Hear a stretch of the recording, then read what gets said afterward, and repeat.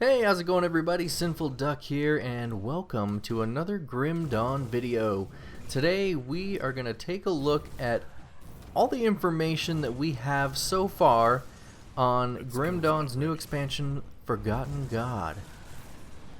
So let's dive right in here by talking about probably the most obvious part of what a new expansion brings, which is a new zone. Forgotten Gods is going to bring a new zone called the Corvin Plateau. From what we've seen so far, it's got a very rich history, great lore behind it.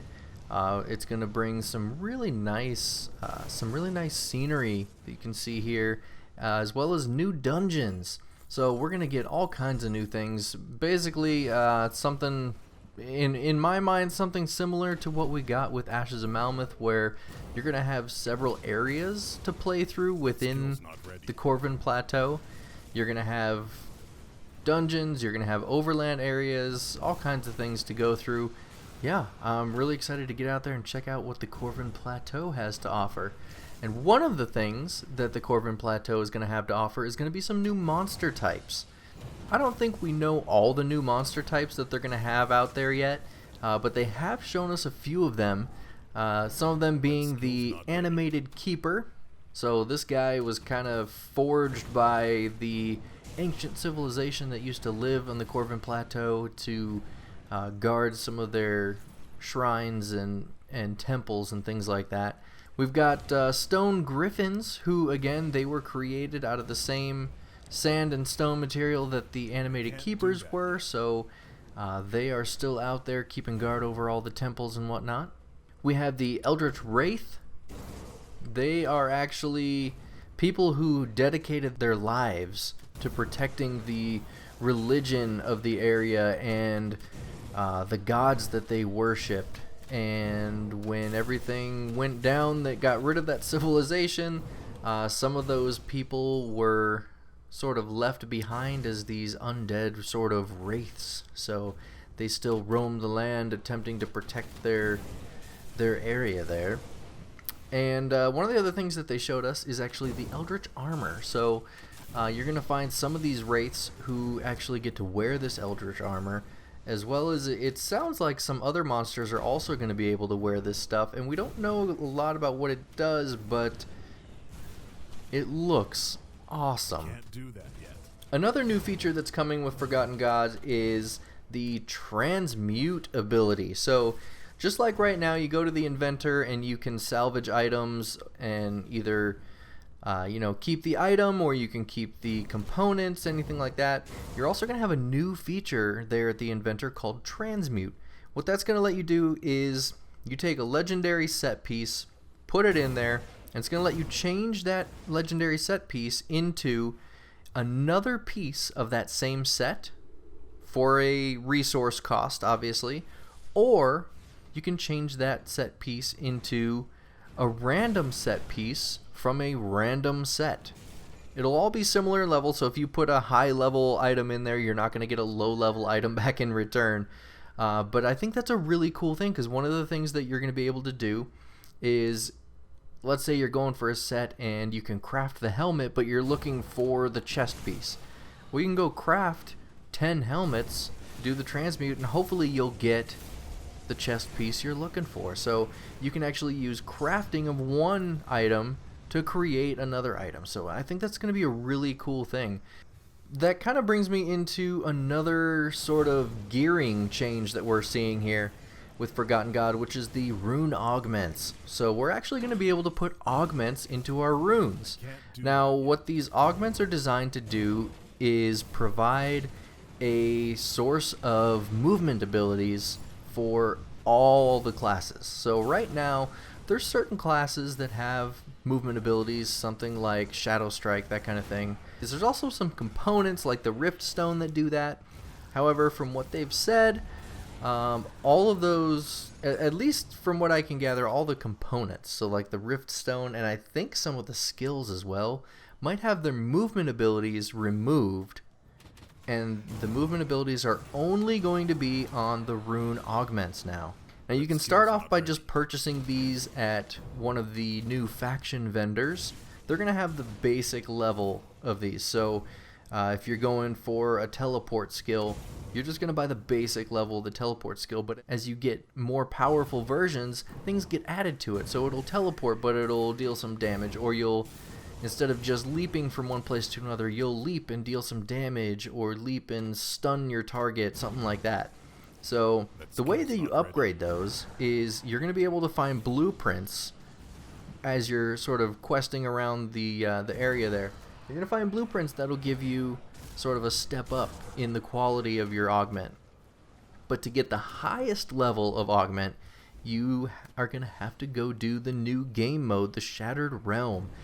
For getting deeper and deeper into the dungeon there for the Shattered Realm, you're going to be rewarded with the highest level of these augments. So I mentioned the Shattered Realm, obviously. We know that's going to be the new game mode, but let's talk about it a little bit. I'm not going to get too crazy in depth with it because a couple of these things we're going to talk about here have so much information that they honestly could just do an entire video just on those. But the Shattered Realm is going to be a randomly generated sort of endless dungeon. It's very similar to the Greater Rift system in Diablo 3, where you're going to go into this portal and you're going to find yourself in a random dungeon with random monster types. It's going to be different every time. And as you go through, you're going to kill these monsters and race your way to the end of it, killing as many as you can to build this meter up. And when you reach the end, you kill all the monsters required. You go through a portal and it takes you to the next area. Now, each area is going to be more and more difficult as you go along. So the more levels you go through, the harder it gets, just like with most games, and something I'm sure you guys are probably used to if you have played Diablo 3. On each level, you're going to have the opportunity for multiple hero spawns, obviously, and something that was mentioned in one of the dev streams is that not only can Nemesis bosses spawn in the Shattered Realm, but you could get multiple Nemesis bosses at once. So something to be a little bit careful of. Keep your eye on that mini-map, because one of the new features that we have currently is the ability to see Nemesis bosses as an icon on the mini-map. So make sure you keep an eye on that so that you're not going to run into too many of those and get yourself killed.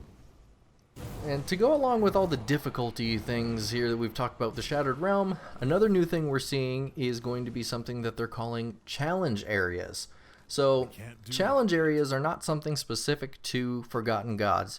It seems like challenge areas are going to be everywhere. It's across the entire game, the base game, Ashes of Malmouth, and Forgotten Gods. And what this is meant to do is to sort of unify the difficulty across the whole game.